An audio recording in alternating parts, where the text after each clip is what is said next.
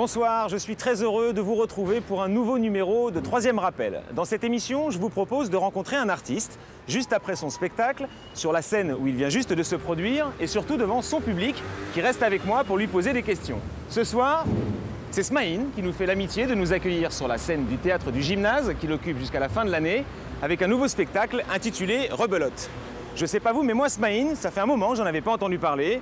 Qu'est-il devenu? Est-ce qu'il a changé? Pourquoi ce passage à vide? Le mieux, c'est encore de lui demander. Juste le temps pour nous d'installer notre décor et nous retrouvons Smaïn sur la scène du théâtre du Gymnase pour son troisième rappel. A tout de suite.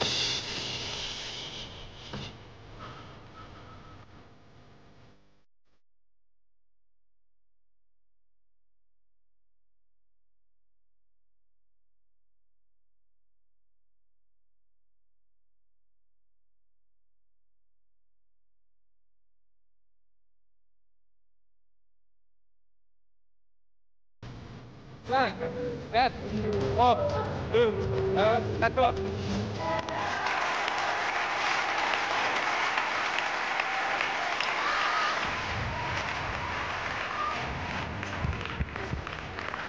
Bonsoir public.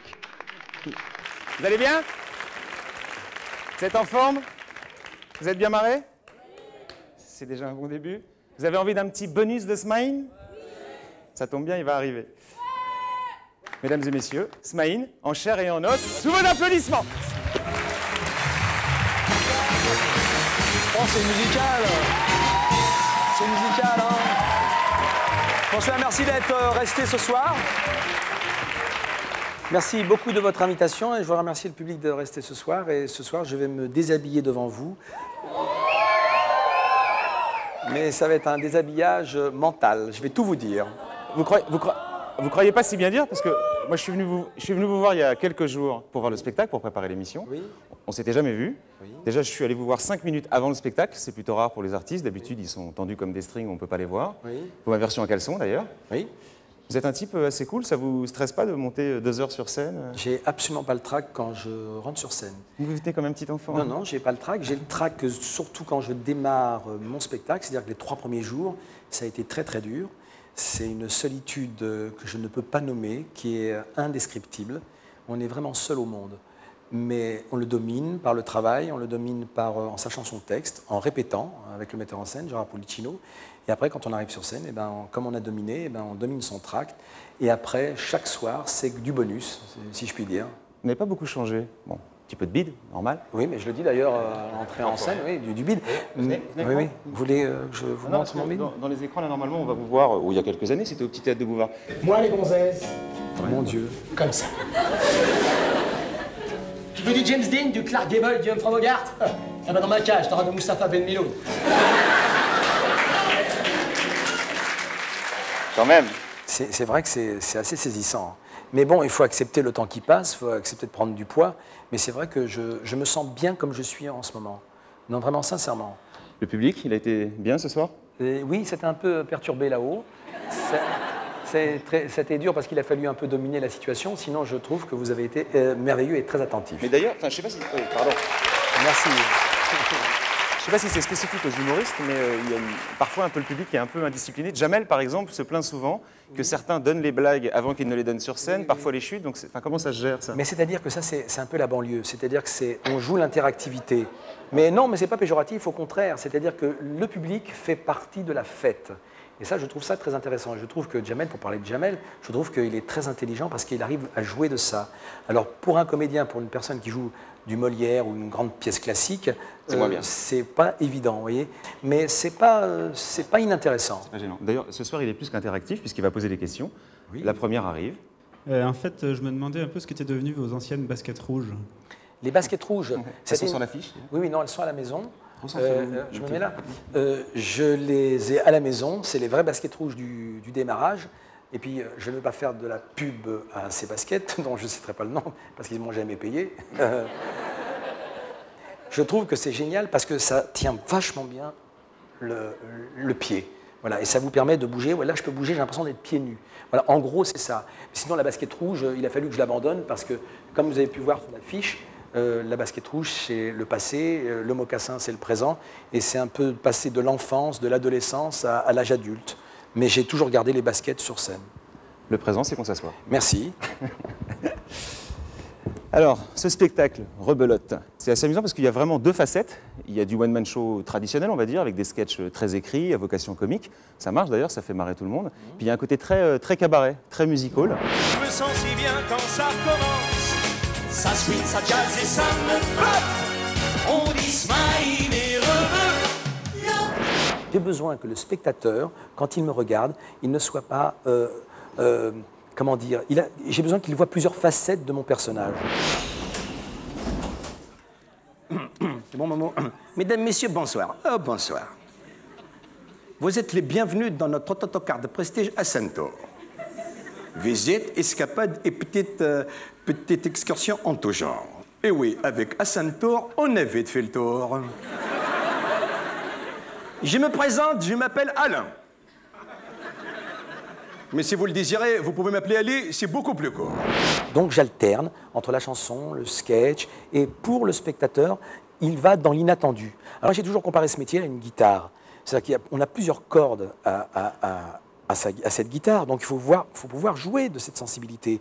En France, ce que je reproche, c'est que c'est bien franco-français, c'est-à-dire que chacun doit avoir sa case. Ouais. On refusera que Smaïn fasse du cinéma, on acceptera qu'il fasse de la scène, mais qu'il reste engoncé dans son domaine.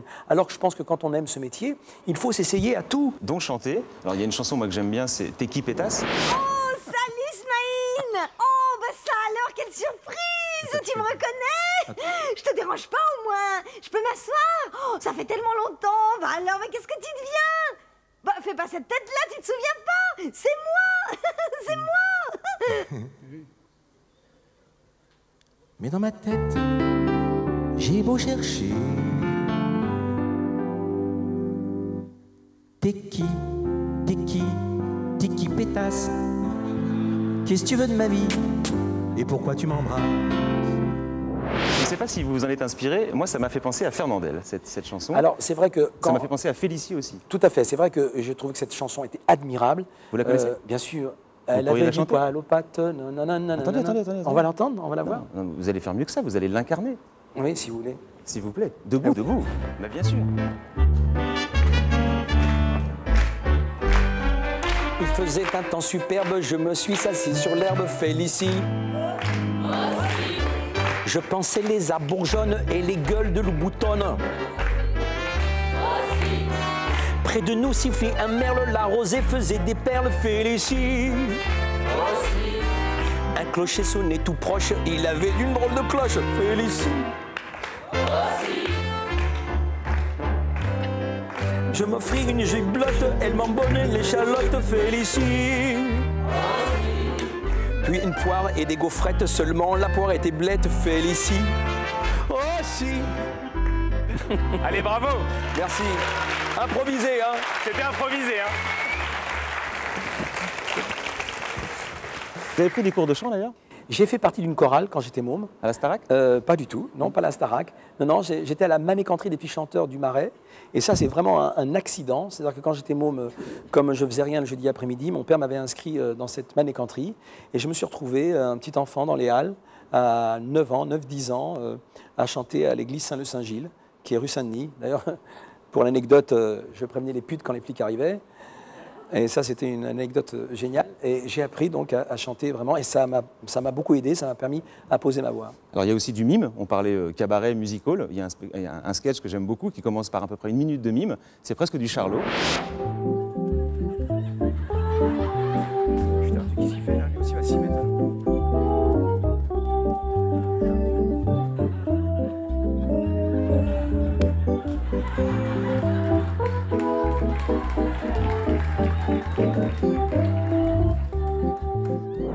Au départ, je crois que vous vouliez être magicien. Alors ça se voit d'ailleurs dans le spectacle, puisque vous avez un numéro de magie. Oui, au début, je pense que ça part d'abord... C'est ce que je disais encore ce matin à une émission de radio que je faisais. Je n'aime pas le terme d'acteur. On dit acteur. Qu'est-ce qu'il est? Il est acteur. Qu'est-ce qu'il est? Il est comédien. Qu'est-ce qu'il est? Il est artiste. Non. Je crois qu'il y a un mot qui prédomine, c'est le désir de faire l'intéressant.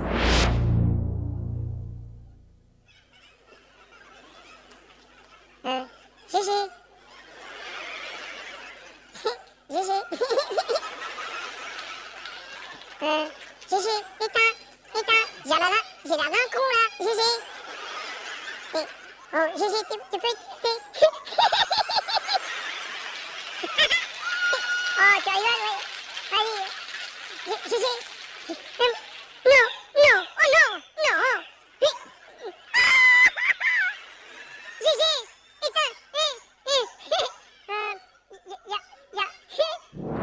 On a besoin de faire l'intéressant, on a besoin d'être aimé, on a besoin d'être un peu différent des autres pour créer avant tout une attention. Capter l'attention pour moi. Pour quelle raison? Pourquoi moi, Smaïn, petit enfant, pourquoi vous, les comédiens qui me regardez, ou vous, les élèves comédiens qui me regardez, pourquoi ce besoin d'être vu et pourquoi ce besoin d'être capté par les autres? Je crois que la réponse, elle est profondément au fond de soi, qu'il ne faut pas en chercher l'explication. Il ne faut pas chercher l'explication. Et c'est vrai qu'au départ, eh bien, on s'essaye à tout. La grimace, au départ. Faire la grimace, c'est d'abord, quand j'étais amoureux d'une petite copine, quand j'étais môme, elle ne voulait pas de moi, parce que j'étais ce que je suis. Alors, j'ai commencé à faire une grimace. Et quand on fait une grimace à une nana, on devient son confident. La grimace, c'est quelque chose... Les gens n'aiment pas les grimaces. Les professionnels au métier n'aiment pas les gens grimaçants.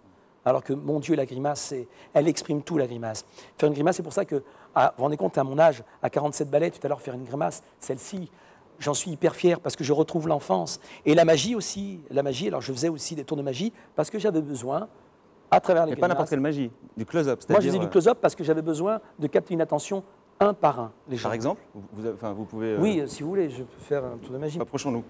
Alors, je faisais ce tour de magie, je faisais ça. Ça marchait vachement bien. Je montrais une pièce comme ça, et c'était extraordinaire parce que j'arrivais à faire passer cette pièce de cette main à celle-là. Hop. Et c'est si simple, si simple. C'est-à-dire que ce qui est extraordinaire, c'est au départ, c'est capter l'attention.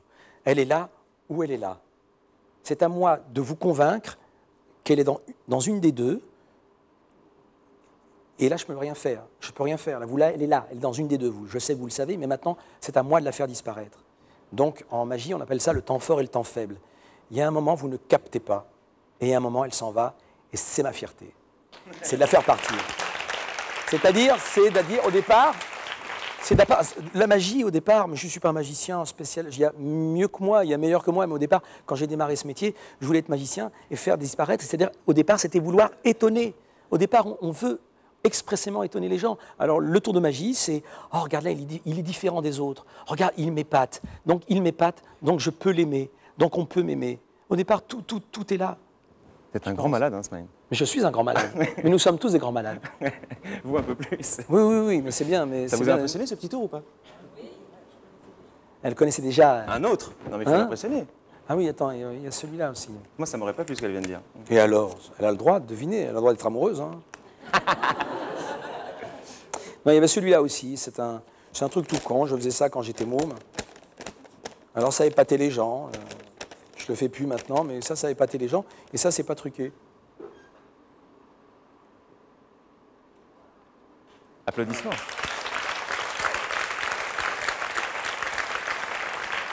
Alors, vous parliez de folie, mais c'est vrai que là, si vous voulez, je peux vous faire toute l'émission comme ça. Non, alors, j'y tiens oui, pas. Alors, je peux aussi la déchirer, et puis le faire aussi avec...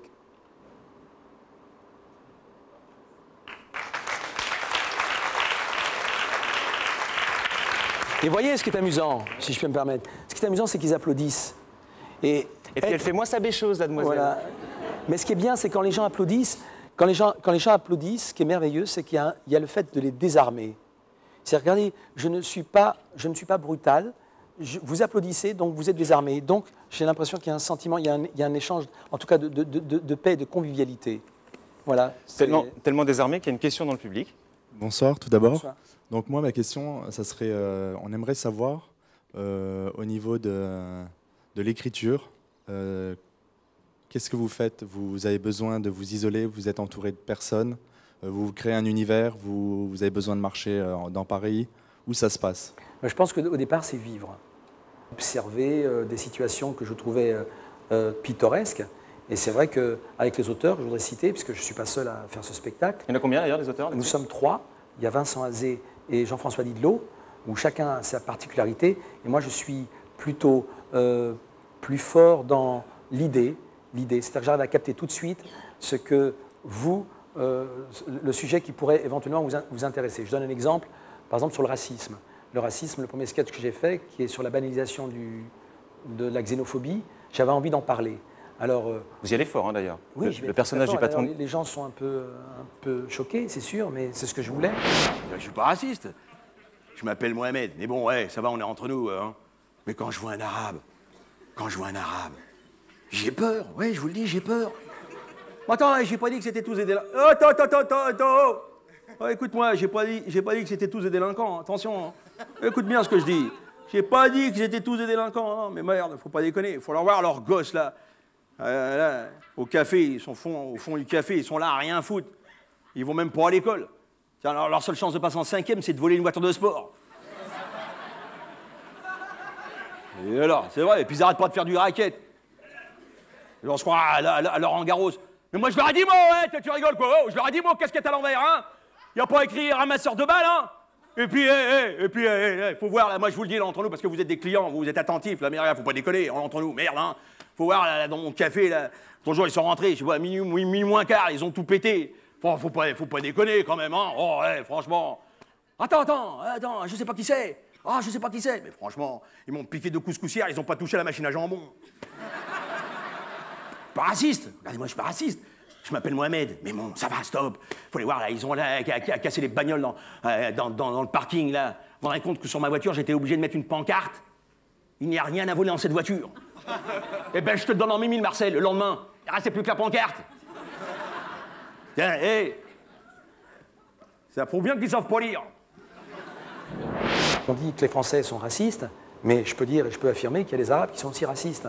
Voilà, et qu'il y a des Juifs qui sont aussi racistes, et qu'il y a des Arabes qui n'aiment pas les Français, et qu'il y a des Français qui n'aiment pas les Juifs, et voilà. Et ce qui me fait dire, pour mon observation personnelle, qu'en fin de compte, c'est une question d'intelligence, c'est une question de la perception de l'autre. Donc je vais l'exprimer à ma manière dans ce sketch.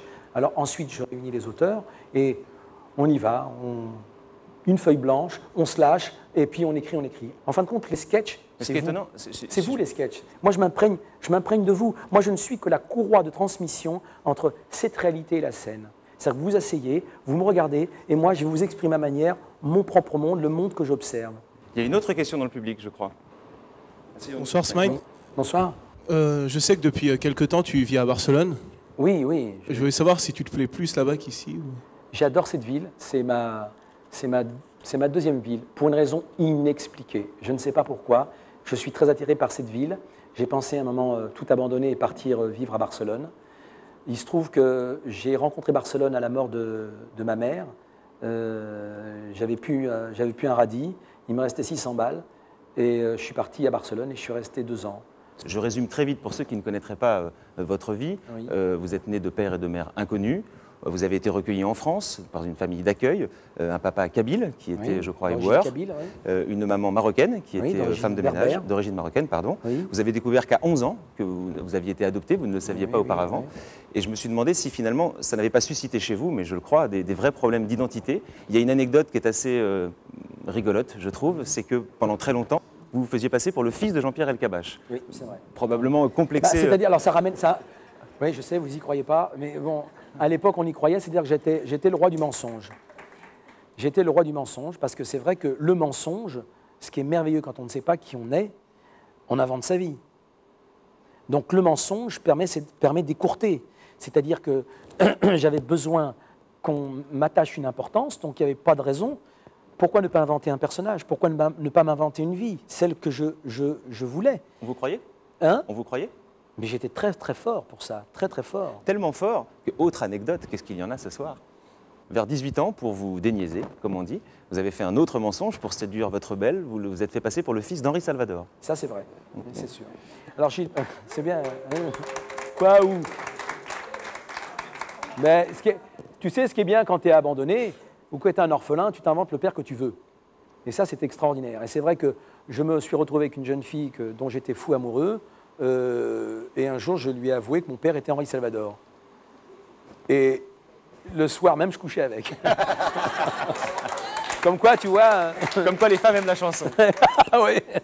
Non, mais ça, c'est une très très bonne anecdote. Mais c'est vrai que... Non, le mensonge mais la différence, c'est que je ne croyais pas à mon mensonge. le mensonge comme l'acteur ment. On ne fait que ça, mentir. On donne l'illusion aux gens alors que tout est faux. Le public? Oui, alors moi, je voulais savoir, vous êtes fait passer pour le fils de qui pour rentrer dans le showbiz? Une bonne question. Non, le fils de personne. Non. Je suis arrivé un jour... tout a démarré pour moi quand un jour j'ai présenté le conservatoire d'art dramatique. C'était dans les années 76. Vous avez été recalé 3 fois? J'ai été recalé 3 fois. Et il fallait absolument et impérativement que je fasse ce métier. Donc je suis allé me présenter dans un cabaret parisien qui s'appelle le Caveau de la Bolée, un petit cabaret du côté de Saint-Michel. On avait besoin de quelqu'un pour combler l'absence d'un autre comédien. Donc j'ai fait un premier sketch, deuxième sketch, ça a marché. Et je suis resté 3 ans. Et ça a été mon laboratoire. Et après, évidemment, c'est un métier aussi, c'est la chance des rencontres. Et j'ai eu la chance de rencontrer le petit théâtre de Bouvard, où je me suis fait plein de camarades, dont Pascal Légitimus, Bernard Campan. Et pour moi, ça a été un vrai démarrage au niveau de l'image. C'est là où on m'a vu à la télé. Et ça, pour moi, c'était un moment très fort. Ça a été... Finalement, c'est assez amusant parce que le petit théâtre de Bouvard, on pourrait imaginer que c'était une forme déjà précoce de Starac. Je vous amène là-dessus parce que vous faites un sketch sur la télé-réalité qui est bien foutu. J'ai lu un article dans le journal concernant la télé-réalité, cherche beau gosse. Oui. Cherche beau gosse disponible. Ah bah oui. Et vu que je suis disponible... Oui, bah je crois que vous allez le rester. Merci. Candidat non, suivant. Non, je suis pas pris là. Oh, suivant, bonsoir. Bonsoir. C'est bon, allez-y. Où ça? Allez-y, présentez-vous, je veux dire. Bonsoir, je mesure 1m69, oui. J'ai 22 ans, j'habite Nice où je suis esthéticienne spécialiste dans les dépoilages de maillots. Ah. Vous vous appelez? Je m'appelle Mauricette Chapon. Bon. Mais pour l'émission, j'ai déjà le seau d'eau. Un seau d'eau? Oui, non, le seau d'eau. Le seau d'eau? Le seau d'eau, le pseudonyme. La télé-réalité, vous en connaissez un rayon d'ailleurs, parce que vous avez participé à une émission qui s'appelait Nice People pendant une semaine. Je me suis demandé d'ailleurs pourquoi vous aviez fait ça. Je vais vous répondre. Manque d'exposition, manque d'argent. Parce que d'abord, je trouve que vous vous trompez dans le terme. Ne parlez pas de télé-réalité alors que ce n'est pas du tout de la télé-réalité. Enfin, rentrons pas dans ce débat. Enfin, non, mais c'est pas ce débat. Non, mais c'est dans la famille de la télé-réalité, on va dire. Non, ce n'est pas de la télé-réalité. Si vous voulez de la télé-réalité, ouvrez ce soir à 20h les infos, vous verrez. Si vous voulez de la télé-réalité, allez sur la chaîne parlementaire. Je considère que c'est de la télé de divertissement. D'accord. Attendez, c'est mon avis. Je considère que c'est la télé, bon ou mauvais, c'est du divertissement. Mais de la télé-réalité, loin de là, la télé-réalité. Et puis, pour vous dire, puisque vous me posez la question, j'ai fait cette émission, je me suis diverti. Je me suis bien amusé. Ouais. Le public? Oui, bonsoir Smaïn. Je voulais savoir combien vous avez rapporté votre participation à l'émission Nice People. Alors, par contrat, je n'ai pas le droit de vous le dire. Je peux vous aider ou pas? Si vous voulez, mais si vous prenez votre responsabilité, moi je n'aurais rien dit. Mais on parle de 500 000 francs la semaine. Bon, ce que je peux vous dire... Ouais, mais laissez-moi finir. C'est moi qui ai tué. Mais vous avez raison de le dire, si vous le savez. Mais ce que je peux vous dire, et je ne devrais pas le dire, mais... Pardon. La moitié de la somme que j'ai gagnée, je l'ai donnée pour l'Algérie. Pour le tremblement de terre en Algérie. Voilà, stop. Vous savez pourquoi j'ai donné la somme, Smaïn? Mais si vous voulez. Parce que ça, je le savais. C'était pour que vous le disiez. Oui, non, je ne vais pas le dire parce que contractuellement, je n'ai pas le droit. Mais non, voilà. Okay. Mais en plus, il y a beaucoup de gens de la profession qui ont dit « Ouais, t'as vu, il a fait Nice People, etc. » En revanche, ce qu'on ne peut pas vous retirer, c'est que vous êtes un vrai téléphage. Vous avez toujours énormément regardé la télévision. Ça m'a inspiré un petit quiz télé super rapide. Vous êtes plutôt Loana ou Marjolaine? Aucun des deux. Loft Story ou Starac? Starac. Fogiel ou Ardisson? Je préfère Ardisson. PPDA ou Pujadas? Les deux sont bons, mais j'irais plus PPDA, parce que PPDA, ça veut dire présentateur préféré des Arabes.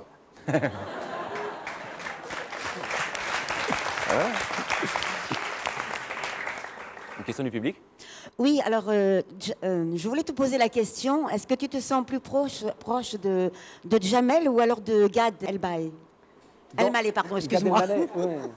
Dans le travail, mais pour parler des deux, parce que bon, je suis un peu leur grand frère. D'abord, je tiens à dire qu'ils ont tous les deux un talent immense, extraordinaire. Oui. Il y en a pour l'un qui est un plus dans l'improvisation, qui est Jamel. Je donne un coup de chapeau d'ailleurs à Jamel, parce que je sais qu'il a lui, dans ses spectacles, énormément d'interactivité avec le public.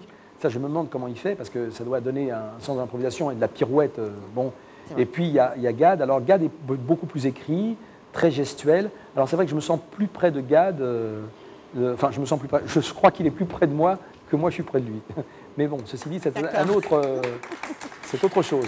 Ceci dit, j'aime beaucoup. Les deux, j'aime beaucoup parce qu'ils ont une manière, une approche différente. Et puis, ce qu'il faut dire aussi, c'est que c'est pas parce que, entre parenthèses, j'arrête, qu'ils ne continuent pas. Je veux dire, moi, je trouve qu'au contraire, c'est magnifique de passer le flambeau à des jeunes maintenant qui sont maintenant dans le métier et qui ont fait leurs preuves. Je trouve que c'est magnifique de pouvoir voir... Et d'ailleurs, ça va super vite parce que vous ouvrez la voie dans les années 90 sur cet humour identitaire pour avoir une appellation générique.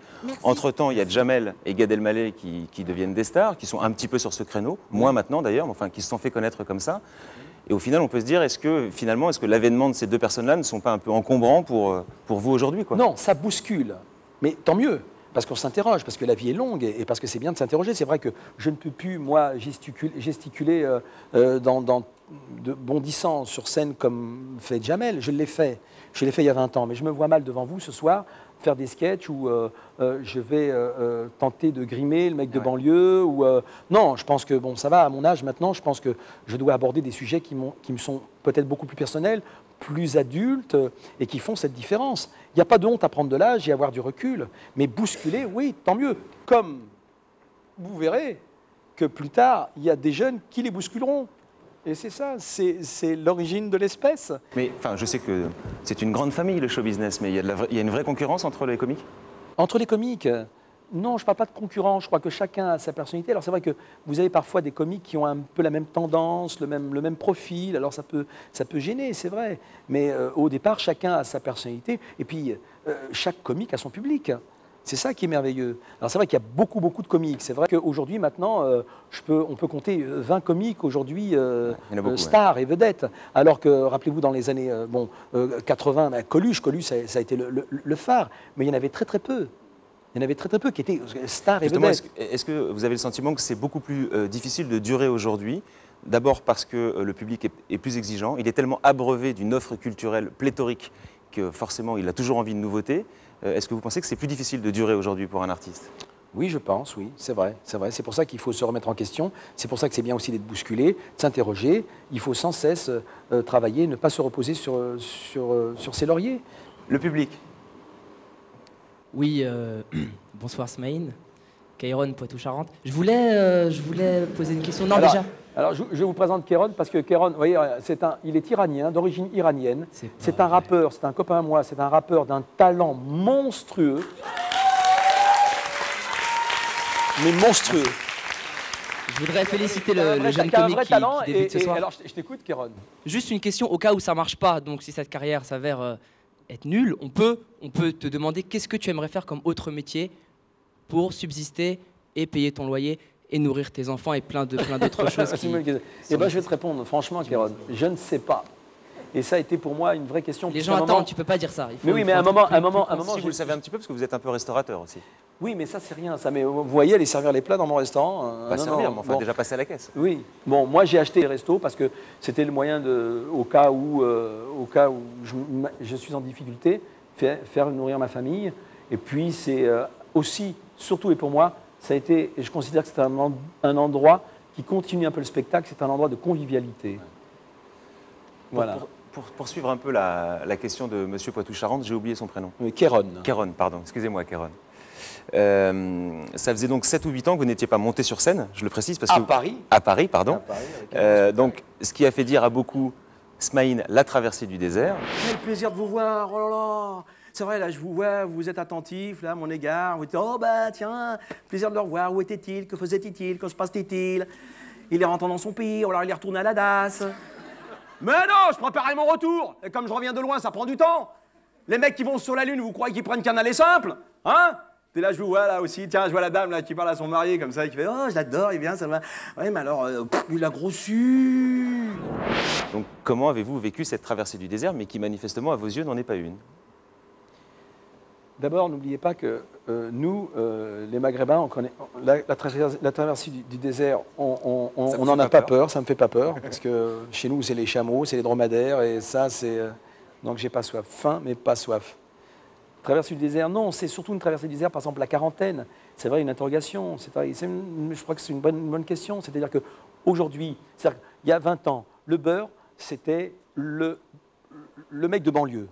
C'est marrant comme vous ramenez toujours tout à ça, là, c'est juste... Mais parce que c'est pas moi. Mais non, parce que c'est pas moi, parce que c'est public. N'importe quel artiste peut être absent pendant 7 à 8 ans. Non, c'est moi finir ma logique. C'est-à-dire que le beurre, il y a 20 ans que je représentais, il se confinait dans le beurre de banlieue, c'est représentatif de la banlieue. Le beurre, c'est la banlieue, le beurre, c'est Jamel, c'est la banlieue. D'accord? Bon. Il arrive un moment où, quand on a la quarantaine, je ne suis plus représentatif de cette génération. C'est ce que je vous disais tout à l'heure. Maintenant, il y a des mecs qui avaient 20 ans à l'époque, qui aujourd'hui sont avocats, qui sont médecins, qui sont même préfets, d'accord, et qui sont fondus dans cette société française. Donc, mais aujourd'hui, le problème, c'est comment peut-on les voir? Est-ce que le cinéma, la télé, les spectacles peuvent leur offrir de s'exprimer? Et je parle des gens de ma génération qui ont une quarantaine d'années. Fellag l'a réussi. Mais pour combien d'autres? Bon, il arrive un moment où il faut se situer. Donc pour moi, ça n'a pas été vraiment une traversée du désert, ça a été une interrogation. Maintenant, qu'est-ce que je vais faire? Qu'est-ce que je vais pouvoir combler? D'accord? Je l'ai fait, l'autre. Ta mère, vas-y, que je te crois, vas-y, ta gueule. Je l'ai fait, ça. Je peux même vous le faire ce soir. Mais après, quand je fais les Fourbeaux de Scapin sur cette scène, je veux démontrer aussi que le beurre, comme vous dites, d'origine maghrébine, qui est de l'autre côté de la Méditerranée, eh ben, il est quand même inséré dans la société française, puisqu'il s'adonne à son envie, c'était de défendre la langue de Molière. Donc, c'était de m'immiscer aussi dans cette société en disant, oui, regardez, je peux aussi travailler à prendre au cordeau le texte de Molière, et après, même, pourquoi ne pas faire le Spunz de Pagnol? Pourquoi ne pas honorer cette langue française et m'introduire aussi dans cet univers de Pagnol que j'adore? Si je ne l'avais pas fait, et si j'avais continué à faire le beurre, vous auriez tous été là, et vous le premier en disant, ça va, calme-toi, montre ce que tu es capable de faire. Je l'ai fait. Je l'ai fait, je suis content de l'avoir fait. Et là, peut-être que j'étais aussi encore un précurseur. D'ailleurs, le Spunz, voilà, j'allais dire c'est le mot qui fâche. Non, mais c'est une sorte de, c'est une charnière, quoi. Vous faites le Spunz, ça ne marche pas, et derrière ça, entre guillemets, vous disparaissez. J'arrive pas à croire, avec la popularité que vous aviez, pourquoi d'un seul coup, en un film, le public se serait détourné de vous. C'est incroyable. Pourquoi disparaître? Et enfin, vous, où étiez-vous, vous aussi? Moi, j'étais là. Mais c'est ça que je ne comprends pas. C'est-à-dire que c'est totalement médiatique. C'est-à-dire que je ne passe pas à la télévision, je ne suis pas dans la télé, donc je n'existe pas. Mais il y a plein d'acteurs dans cette salle qui travaillent, qui sont sur des plateaux de cinéma, qui n'ont pas besoin de faire de la télé et qui existent et qui survivent. Vous avez des chanteurs aussi qui font le tour de la France, qui font 365 galas par an et qui gagnent bien leur vie et qui ne passent pas à la télé. En fait, c'est-à-dire que la télévision, c'est la référence. C'est la fameuse affiche vue à la télé. J'étais pas à la télé. D'abord, j'ai fait les 2 plus grands films de ma vie, j'ai fait mes 2 enfants, d'abord. Troisièmement, j'ai continué à faire des galas dans toute la France, mais je n'ai pas arrêté. J'ai tourné pour la télévision. Je ne comprends pas ce sentiment d'absence, oui, d'absence sur scène médiatique. À Paris avec un nouveau spectacle. C'est-à-dire qu'il y a encore le phénomène parisien. On ne le voit pas à Paris, donc il n'existe pas. Mais j'existais. Je prétends que j'existais. C'est ça. Qu'on le sache. Mais ça, je ne comprends pas. J'étais là, j'étais pas mort, je vous assure, regardez, je suis là bien vivant, et j'ai continué. J'étais là. Un problème d'image aujourd'hui. Donc il faut, pour travailler, pour exister, il faut une image. Je crains que ce soit important. Je ne peux pas vous répondre. L'image est celle que j'ai projetée ce soir devant vous, en montant sur scène. Les gens, je le souhaite et je l'ai entendu, on rit. Alors, si cette image, leur image et mon image est associée, je n'ai pas besoin des médias pour comprendre que j'ai réussi ma soirée. Est-ce que vous avez le sentiment aujourd'hui que, je vais être honnête avec vous, quand je suis venu voir le spectacle, comme ça, a priori, j'étais resté sur le passage à vide, moi, je venais un petit peu à reculons. Et sincèrement, je suis sorti de là, je me suis dit, je l'ai redécouvert, ce type-là. Et pourquoi vous reveniez à reculons? Parce que j'avais une mauvaise image de vous, comme on dit tout à l'heure, l'image. J'avais l'image d'un type qui était passé de mode. Ah bon? Non mais je suis franc. Ah mais j'écoute, non, j'écoute. Mais ce que j'aime bien, et je vous le dis, et c'est pas de la flagornerie, je suis sorti de la salle en ayant changé d'avis. Oui, oui. Passer de mode. C'est-à-dire, il a été, il n'est plus, mais il redevient quelqu'un d'autre. Donc, c'est-à-dire. Je vous ai redécouvert. Redécouvert. C'est-à-dire qu'à partir du moment où il ne redevient pas, il est passé de mode. Non, je ne peux pas vous expliquer, c'est des choses qui nous appuient dessus, malgré nous, en fait, les effets de mode. Peut-être. Mais ça, c'est peut-être inhérent à ce métier. Mais est-ce que vous avez le sentiment qu'aujourd'hui, vous devez reconquérir du public? Mais même quand j'étais connu, chaque soir, on reconquérit le public. Chaque soir, rien n'est gagné. Quand je rentre tout à l'heure par là, et que je passe ici, et que je monte ici, c'est un combat avec moi-même, avec le public, en disant je vais gagner, je vais gagner, je vais gagner. Chaque soir, être dedans, pas dedans, mode, dans le in, dans le out, ce que vous voulez. Chaque soir, je suis obligé de me battre pour reconduire une nouvelle naissance. Attendez, je m'excuse, là, nouveau père, c'est ça, c'est ça. Tous les jours à 17h, il revient à la maison. Moi, je vous le fais parce que je ne sais pas s'il y a des parents dans la salle. Mais il faut qu'on m'explique, il faut qu'on fasse un colloque, il faut qu'on s'envoie du courrier pour essayer de résoudre ce problème. Voilà, je vous le fais parce que je ne sais pas. Voilà, c'est quoi? Voilà, je vous le fais là. Parce que comme ça, vous allez comprendre hein, le problème. Voilà, c'est ça. Voilà. Ça va, t'es content, petit frère? Voilà, c'est ça. Voilà, comme ça. Oui, expliquez-moi. Je sais pas, il est où? Je sais pas. J'ai été le chercher à la rue des Morillons, j'ai pas retrouvé. C'est quoi? Voilà, c'est ça, qu'on m'explique. Excusez-moi, je ne veux pas faire le con, mais con. Voilà, mon fils, voilà, 17h tous les jours, voilà. Voilà. C'est-à-dire, bon, attendez, c'est-à-dire que nous, chez nous, nous, dans le temps, la mode, c'était les pantalons pattes d'éléphant, on est d'accord? Et ben maintenant, c'est tout l'éléphant qui rentre dans le futal. Ça s'appelle victime de la mode. Ouais, tu parles, ouais. The fashion victim, ouais. Mais attends, m'excuse. Ouais, mon fils, ouais, 14 ans, devant, ça va, pas de problème, mais c'est derrière. Ouais, ça te fait marrer, ouais, je sais. Ça vous fait marrer, ça? Ben, je peux pas, moi, je peux vous dire. Salut, papa, t'as pas 2 € pour aller au cinéma? Oui, voilà, écoute, voilà. Je voudrais aller voir Les Choristes, un film qui a vachement bien marché et tout. Il y a Banlieue 13 aussi, je voudrais aller voir, tu vois, qu'est-ce que je veux dire? Attends, mais c'est quoi, ça? Hein? C'est Babar le retour. En plus, il a déjà qu'il a les oreilles, hein? Heureusement qu'il a pas la trompe qui dépasse, hein? J'ai lu pas mal d'articles pour préparer l'émission.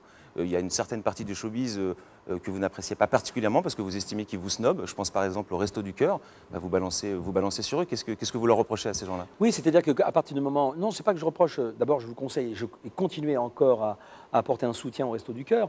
Mais c'est-à-dire que, peut-être, c'est encore une colère qui m'est venue. C'est-à-dire que Coluche est mort en 86. En 88, Véronique Colucci est venue me chercher. Je me souviendrai toujours, j'étais dans une émission de télé. Elle est venue me chercher, elle me dit « File-nous un coup de main pour les Restos du Cœur ». J'ai dit oui. J'ai fait plusieurs émissions de télé où j'ai demandé un cachet et j'ai demandé que ce cachet soit reversé au Resto du Cœur. D'accord? Excusez-moi de cette colère-là. J'ai fait quelques émissions et du jour au lendemain, plus de nouvelles.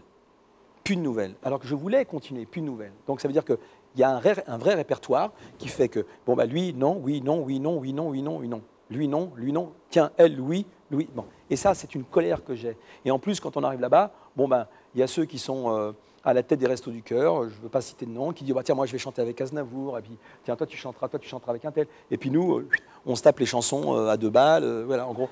Voilà, c'est une colère. Donc, dans le répertoire, il faut être plus près d'une certaine lettre que d'une autre. Voilà, mais c'est une colère, mais je vous supplie, continuer à apporter un soutien à cette association, à l'association de Coluche, les Restos du Cœur, parce qu'ils en ont besoin. Non, mais c'est important parce que ça montre aussi qu'il y a peut-être il y a des castes aussi dans les familles comme ça. Vous dites, je crois, je ne fais pas partie de la bande à Canal, je ne fais pas partie de la bande à Palmade. L'air de dire, j'ai pas la carte, quoi. Je ne fais pas partie des branchés. Oui, ce sont des familles, mais vous savez, c'est peut-être le syndrome de l'orphelin. Mais je m'en suis bien sorti quand même. Un poil parano ou objectif? Parfois parano. Je suis devenu parano, c'est vrai. Ça, c'est vrai. Il faut que je l'avoue. Mais ça, la parano, elle est explicable par rapport, j'appellerais, à ce complexe d'abandon. C'est-à-dire que je suis toujours sensible à celui qui ne m'aime pas, parce que celui qui ne m'aime pas me ramène à cette image de « je ne veux pas de toi, j'écarte les jambes, je te sors, et non, tu es là, non, je veux pas, non, reviens, non, je veux pas qu'on t'abandonne, je veux pas qu'on m'abandonne ». Eh bien, cette image, c'est la mémoire du corps, la mémoire de l'esprit et de l'inconscient qui fait que je suis toujours en colère contre moi-même et en colère contre ceux qui ne m'aiment pas, parce que j'ai l'impression que si on ne m'aime pas, il me ramène à cette image de « je t'abandonne ». Le public? Attendez, les oui. micros. Voilà, bonsoir. Bonsoir. Vous nous dites que le métier du show business est un métier difficile, mais j'aimerais savoir quels sont les potes qui vous ont toujours soutenu. C'est marrant parce que juste, je précise qu'à la fin de votre spectacle, il y a un générique où vous remerciez ceux qui n'ont pas oublié votre numéro de téléphone. Dans Ça sous-entend l'abattoir. que beaucoup. Oui, il y en a qui l'ont oublié, mais je ne veux pas citer de nom, je ne veux pas rentrer dans le conflit. Mais là, en l'occurrence, ça, c'est ceux qui vous ont soutenu, donc c'est plutôt positif. Je cherche. Je cherche et c'est un métier qui est très hypocrite. C'est un métier où c'est « tu vas bien, ça va ?» Quand on est dans la lumière, les gens sont... Ah oui, t'es bankable, t'es dans le move, t'es dedans. Bon, et là, on a plein d'amis. Moi, dans les années 80, j'avais plein d'amis, plein. Quand on est au Café de la Gare, qui venaient tous, et puis que je rinçais tout le monde à table, c'était de ma faute, certainement, mais j'avais envie, parce que j'avais envie de partager mon succès. Je ne pouvais pas rester seul avec mon succès. Il fallait, ce succès-là, c'était aussi eux, puisqu'ils m'avaient soutenu, d'accord? Et puis, quand ça va moins bien, la vie fait qu'il s'échappe, et là, on se retrouve vraiment seul. Mais vraiment seul. Alors là, c'est peut-être une certaine déprime. Oui, j'ai eu un moment de déprime, mais bon, j'ai toujours rebondi. Mais pour ceux qui m'ont soutenu, il faut que je dise un nom. Non, je cherche. Oui, je vais vous donner une anecdote. Un jour, j'étais très mal. Je devais jouer une pièce de théâtre sur cette scène et ça ne s'est pas fait. Ça n'est pas fait pour des raisons X, Y. Et je suis parti, j'étais vraiment en déprime. Donc, je suis parti voir M. Zuccarelli. Pour ceux qui ne connaissent pas, Zuccarelli est le médecin assureur des acteurs de cinéma et de théâtre. Et quand je suis arrivé dans cette salle d'attente, autour de moi, je ne citerai pas, il y avait des acteurs. Je ne citerai pas. C'était là. Il y en a un qui était avec son chapeau. Je ne citerai pas qui c'est. C'était là. Et puis je sentais, et j'étais aimé. J'étais plus un acteur. J'étais seul au monde. J'étais là. Je venais voir le médecin pour qu'il me fasse un papier pour l'assurance pour que j'abandonne cette pièce parce que j'étais vraiment très mal. J'avais un problème au bras. Et j'étais seul. L'acteur s'est levé. Les acteurs sont levés, sont partis. Une espèce de bonjour comme ça. Salut. Bon, soit. Une dame est rentrée. Elle s'est assise à côté de moi. Elle m'a regardé, m'a fait « Smaïn ?» Je dis « Oui, c'est moi. » Elle m'a dit « Si vous saviez ce que vous me faites rire. » Et moi, j'étais comme ça. Et je dis « Je vous remercie beaucoup, madame. Vous êtes vraiment très, très gentil de me dire ça. » Et alors, c'était triste comme situation, parce que moi, j'étais comme ça, j'étais mal. Elle me disait « Qu'est-ce que j'ai pu rire en regardant vos sketchs chez moi? Vous m'avez vraiment... Vous m'avez ému. Merci. » Le médecin, Zuccarelli, a ouvert la porte. Et il m'a dit « Smaïn, à toi. » Je dis « Non. Allez-y, vous, madame, passez avant moi. » C'était la politesse que je lui rendais, et c'était Mireille d'Arc. Voilà, grande dame, que je salue ce soir.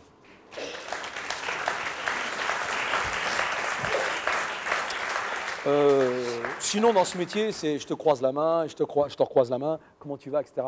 C'est un métier de pute. Voilà. Votre franchise vous honore. Bon, vous allez peut-être couper ça au montage. Vous rigolez ou quoi? C'est vrai? Vous allez le garder? Je pense que vous savez à peu près tout ce que je vais garder. Alors, que vous pour êtes les un petit acteurs qui malin. m'écoutent et qui sont un peu plus connus, posez-vous la question. Si vous avez eu un moment aussi des moments de solitude. Ça faisait depuis longtemps que mes copains me trouvaient pâle, éteint, morose. Écoute bien. Un peu comme Calipi, ouais, la tête entre Calimero et Droupi. C'est vrai. Non, sérieux, j'en avais marre des réflexions du style. Bon, vas-y, qu'est-ce que t'as, grand frère? T'es plus le même, vas-y, t'es plus le même, t'as vachement changé. Qu'est-ce que t'as, vas-y, t'as les boules ou t'as avalé le cochonnet? Qu'est-ce que tu nous fais, vas-y? C'est vrai, ou du style, c'est vrai, chérie, depuis quelque temps, tu n'es plus le même. Effectivement, tu as changé, vraiment, la prestation n'est plus là, différente. Tu nous fais de l'anxiopathie chronique. Et oui, et je disais toujours, ça va pas, ça va pas, ça va pas, ça va pas. Je faisais une ça va pas aiguë. La grosse déprime. Comment, la CMV, la crise de milieu de vie. Elle nous arrive tous. Ce qu'on appelle le marasme affectif. Malheureux, triste. Et puis, le jour où j'ai compris que la vie, c'était une partie de poker avec le bon Dieu et que tu pouvais rien y faire, c'est lui qui avait les as. Alors là, tac, ça m'a mis un coup sur le bocal. Alors, une nuit, après de longues nuits d'insomnie, je vous assure, de longues nuits d'insomnie, j'ai eu le déclic. J'ai eu le déclic. Et je l'ai fait. Ils le font tous. C'est la mode. Je suis allé voir un psy. Voilà.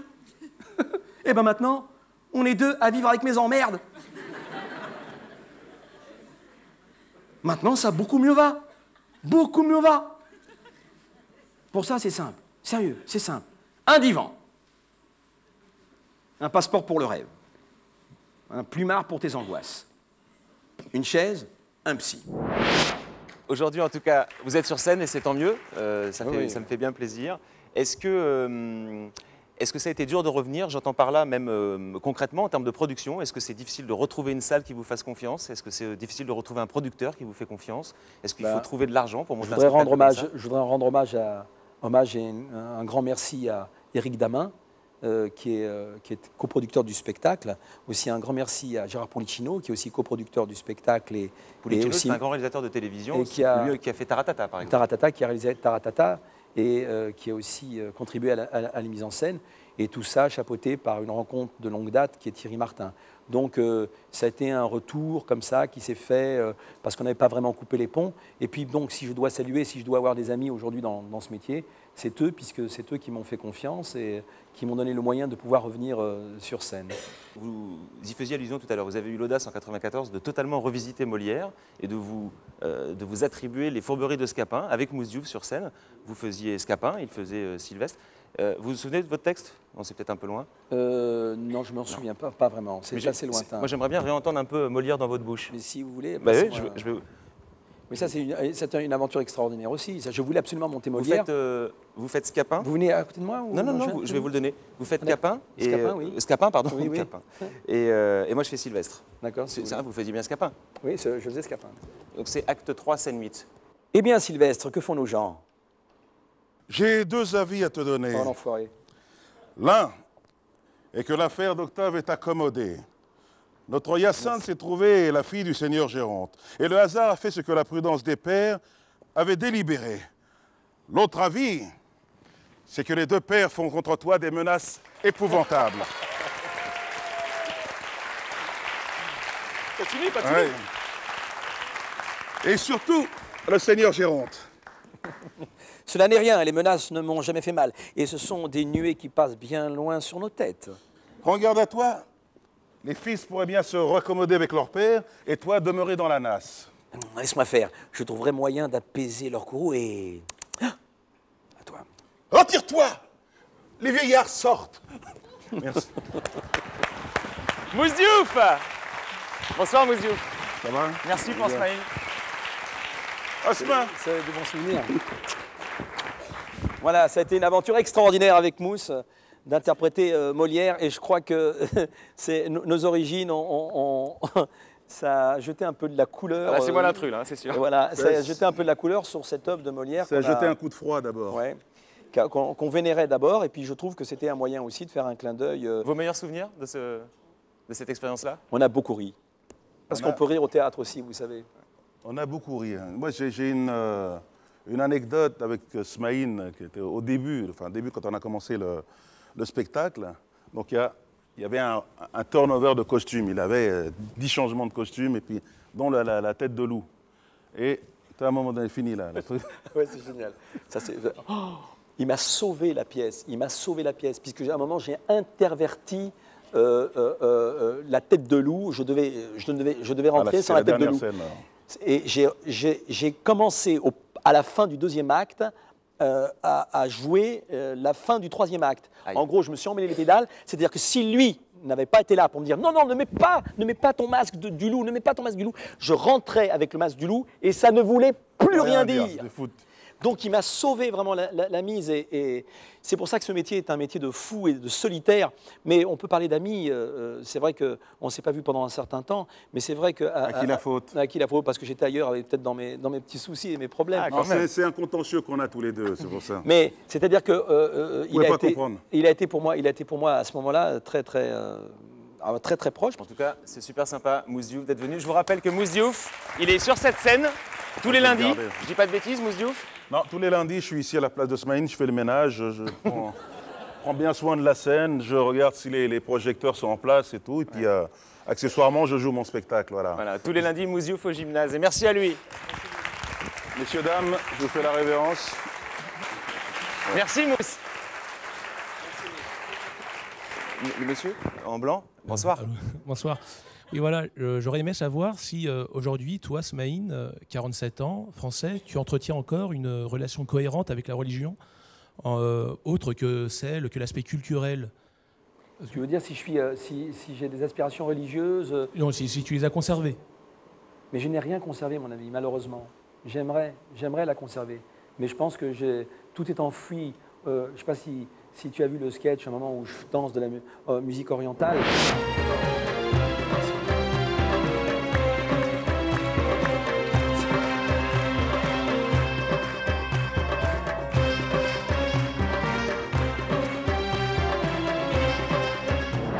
J'essaie d'aller chercher au fond de moi toutes mes origines. Il se trouve que moi, j'ai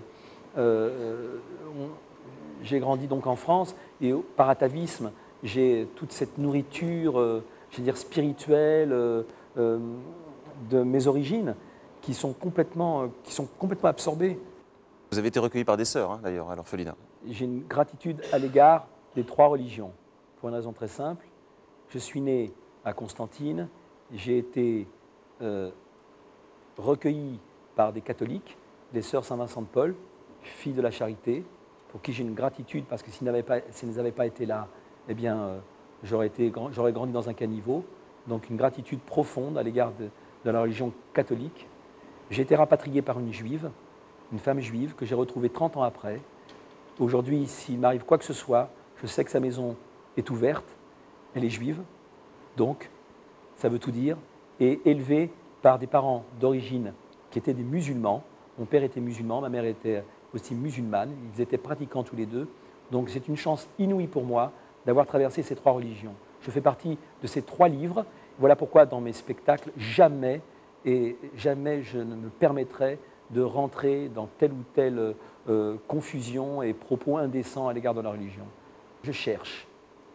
Je suis un homme qui cherche. Je ne sais pas si ça a une incidence sur ce que vous pensez aujourd'hui, mais je ne sais pas si d'ailleurs vous avez fait des recherches pour connaître vos parents naturels, mais j'ai cru lire quelque part que vous étiez peut-être le fils d'un arabe et d'une juive, ce qui avait expliqué votre abandon.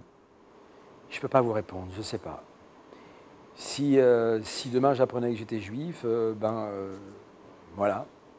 Donc en l'occurrence, vous ne le savez pas. Si j'apprends que demain mon père était français, si demain j'apprends que je suis né d'un viol, tout a été traversé dans mes pensées. Je me suis, quand j'étais enfant, imaginé plein de scénarios d'un père, d'une mère qui sonnait à ma porte. J'ouvrais et je voyais un père, j'ai essayé de donner cette réponse-là. Je ne peux pas vous donner de réponse, mais ce qui est extraordinaire, c'est que je ne cherche pas à donner de réponse. Aujourd'hui, j'ai cherché, mais aujourd'hui, je ne cherche plus à donner de réponse. Et puis maintenant, peu importe. En tout cas, je vous remercie pour votre sincérité. On peut terminer par un sourire, parce que là, on est un petit peu grave. Oui, c'est grave. Oui. Mon confrère James Lipton, qui est un célèbre présentateur de l'Acteur Studio, il termine toujours ses émissions par le questionnaire Bernard Pivot. Yes. Ah oui, Bernard Pivot. Voilà. Yes. Moi, j'ai préféré un autre questionnaire vous concernant, un peu plus souriant. Je me suis dit, tiens, le questionnaire du revenant, le questionnaire Jean-Luc Lahaye. Ça vous fait quoi d'être à nouveau invité sur les plateaux télé ? Je ne déroge pas à ma personnalité, je suis toujours moi-même. Ça vous fait quoi de rentrer à nouveau en discothèque ? Je suis toujours rentré en discothèque, même malgré, comment vous voulez dire, mes absences. Puisque vous vous appuyez encore et vous êtes acharné sur cette idée de l'absence. Je blague. Non, je suis toujours rentré en discothèque. Ça vous fait quoi d'avoir à nouveau des amis ? Des amis, on fera avec. Ça vous fait quoi de vous faire à nouveau offrir le café au restaurant ? Je ne vous cache pas qu'on m'a souvent offert le café au restaurant, et souvent par des inconnus, des gens qui ne me connaissaient pas et qui s'échappaient comme ça, avec un petit mot en me disant « je vous aime beaucoup, je vous donne votre café ». Donc même dans mon absence, j'ai eu des situations aussi qui ont été très éloquentes à mon égard. Et ben voilà. Voilà. Merci. Allez, vous levez ? C'est fini ? Ouais. Merci voilà. À tous d'être venus, merci. Le troisième rappel de Smaïn. Merci. Merci infiniment. Merci beaucoup. Vous êtes prêtés au jeu. Non. Je ne peux pas fermer, non. Bah, on va dire au revoir déjà. Salut tous, merci beaucoup d'être venus. Merci au gymnase de nous avoir accueillis. Merci à vous d'être restés. Et merci aux téléspectateurs de nous avoir suivis. À bientôt pour un troisième. À bientôt pour un prochain troisième rappel. Ciao. Salut. Merci Smaïn. Merci à toi.